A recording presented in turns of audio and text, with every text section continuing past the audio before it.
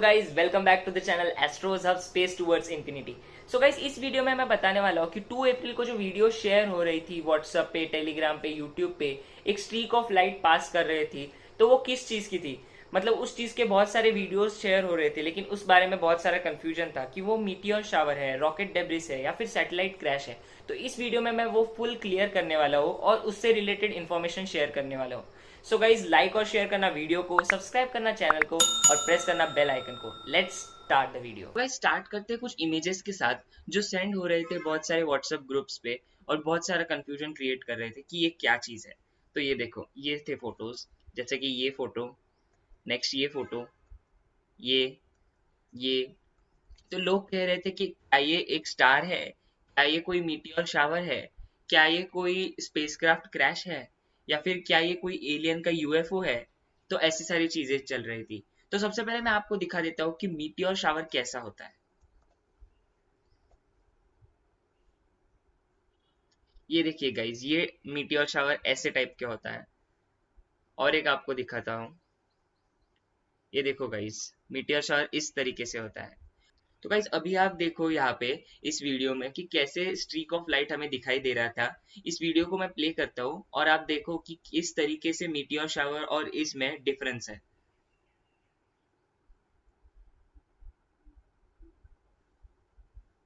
So guys, आप देख रहे हो यहाँ पे स्ट्रीक ऑफ लाइट ये कैसे पास करी है, और इसका आप स्पीड भी देख सकते हो। इसको मैंने स्लो नहीं किया है, इसका स्पीड आप देख सकते हो। सो गाइज, अभी मैं आपको कुछ पास्ट के रॉकेट डेब्रिस जब री एंटर हुए थे अर्थ में तब कैसे दिखते हैं वो दिखाता हूँ।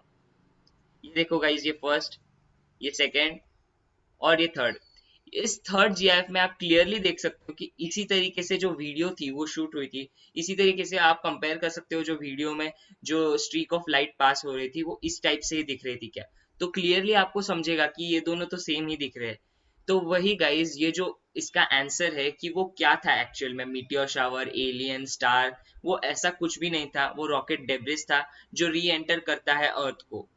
तो गाइस, जब ये बहुत ही ज्यादा कंफ्यूजन चल रहा था कि वो स्ट्रीक ऑफ लाइट्स क्या है, तभी जोनाथन मैकडोवेल जो एस्ट्रोफिजिस्ट है Harvard Smithsonian centre for astrophysics में, उन्होंने ट्वीट किया कि वो एक्चुअल में चैंग जेंग 3B या फिर LM3B यानी लॉन्ग मार्च 3B रॉकेट का जो थर्ड स्टेज है वो री एंटर जब अर्थ को हुआ तो वो है। यहाँ पे आप देख सकते हो, ये इमेजेस है रॉकेट CZ3B की, या फिर LM3B के 3B भी कह सकते हो आप इसको।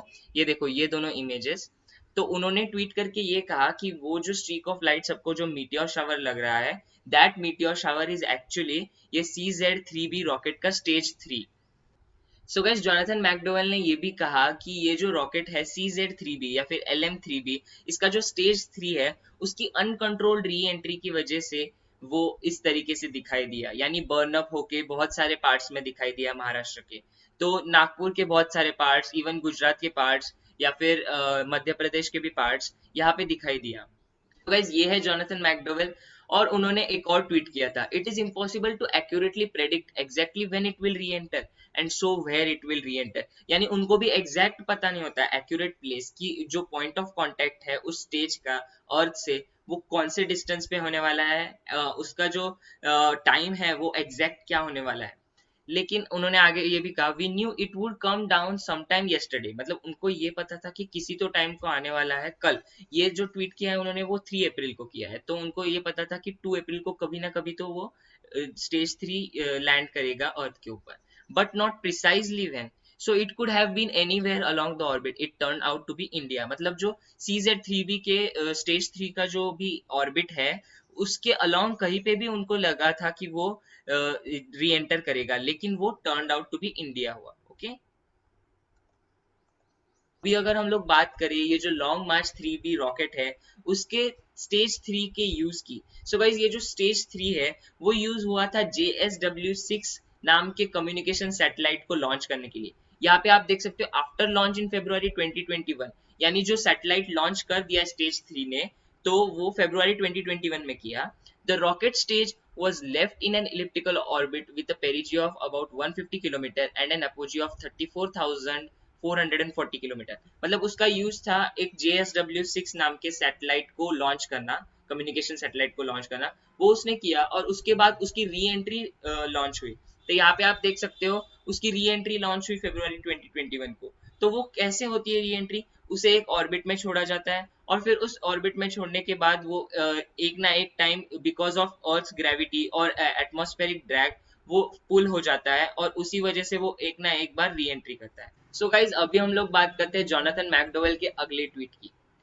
Every time the rocket went through perigee, it lost some energy due to the drag from atmosphere, and so it didn't go as high to the apogee on the next loop. The apogee steadily decreases until you get re-entry. तो वो ये कह रहे थे कि जब भी वो रॉकेट पास कर रहा था पेरिजी से, पेरिजी यानी अर्थ से जो भी ऑर्बिट का स्मॉलेस्ट डिस्टेंस है वो, और एपोजी यानी अर्थ से जो भी ऑर्बिट का लॉन्गेस्ट डिस्टेंस है वो, तो जब भी वो जो रॉकेट है वो पेरिजी से पास कर रहा था तभी वो कुछ अमाउंट ऑफ एनर्जी लूज कर रहा था। क्यों? क्योंकि वहां पे एटमॉस्फेरिक ड्रैग उसे ज्यादा लग रहा था। तो उसी वजह से जब भी वो एपोजी के पास रिटर्न होता था तो वो उतनी ज्यादा हाइट अटेन नहीं कर पा रहा था। तो यहाँ पे आप देख सकते हो, यहाँ पे एक ऑर्बिट है और यहाँ पे अर्थ है, ठीक है। तो यहाँ पे अगर हम लोग देखें तो एपोजी पोजीशन ये है यानी longest distance from the earth, और पेरिजी पोजीशन ये है यानी shortest distance from the earth. तो वो ये कह रहे थे कि पेरिजी के पास जब भी वो रॉकेट आता था तभी वो अपनी कुछ एनर्जी लूज करता था बिकॉज ऑफ यहाँ पे अर्थ का जो एटमॉस्फेयर है वो कुछ ना कुछ एटमॉस्फेरिक ड्रैग लगाएगा।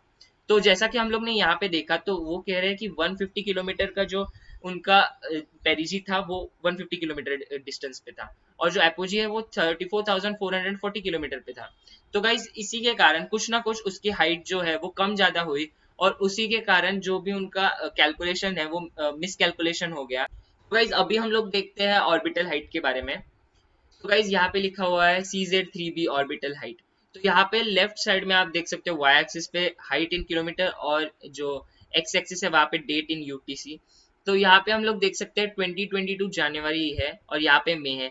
तो यहीं पे कहीं पे देखो आप देख सकते हो हाइट बहुत ही ज्यादा डिक्रीज हुई है, ये कर्व एकदम स्टीप है।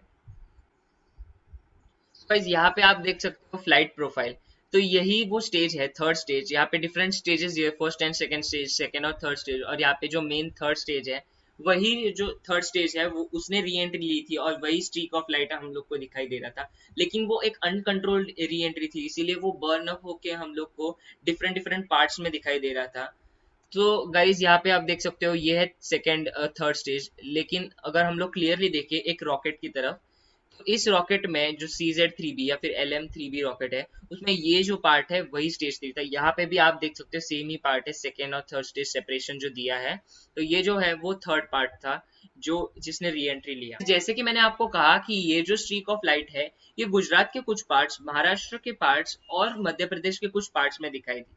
तो मेनली ये जो स्ट्रीक ऑफ लाइट है वो महाराष्ट्र के ईस्टर्न पार्ट में दिखाई दी।